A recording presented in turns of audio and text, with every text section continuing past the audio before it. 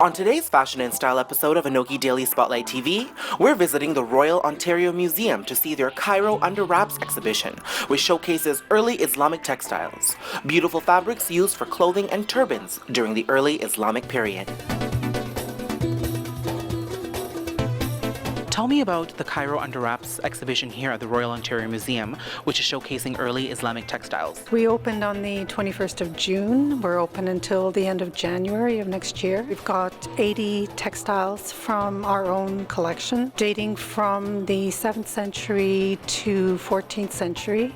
And together with that, we have 30 pieces of other media complementing the textiles, like metalwork, woodwork, ceramics, glass. Many of these textiles have Arabic inscriptions that mention where they were made. It's rare that textiles of this early period actually have this kind of historical information. So it's interesting for many reasons, learning about dyes and fiber. These are really very beautiful textiles. Can you tell me about a few of the highlights in the exhibition? There's a turban cloth that's very beautiful, very sheer, dark blue linen with a yellow script that makes you think of gold. There's also other textiles that actually have gold in them. They have a superb sheen and luster to them. As time goes on, there's more and more decoration to go along with the inscriptions, and the ones with gold are particularly fancy, particularly sumptuous. The early Islamic dress, can you tell me a little bit about that? Earlier clothing of the Roman and Byzantine period is very not form-fitting, very wide, but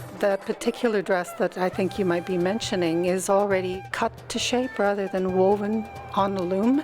It's much more form-fitting. It goes out a little bit at the hem and has very beautiful applique at the neck and shoulder seam.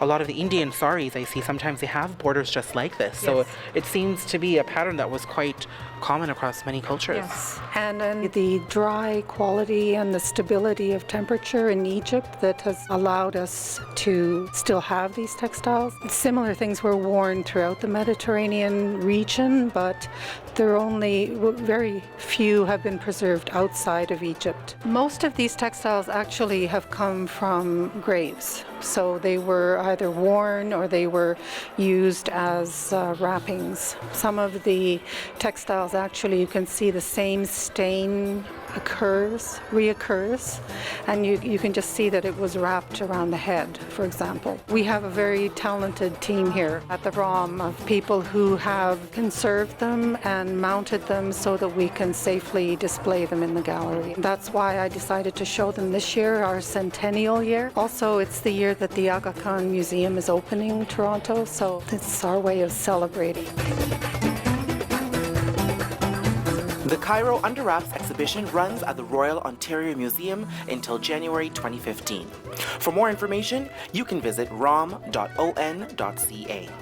And for more of our show, you can visit us at anokhimedia.com and our YouTube channel, and don't forget to interact with us on Facebook and Twitter.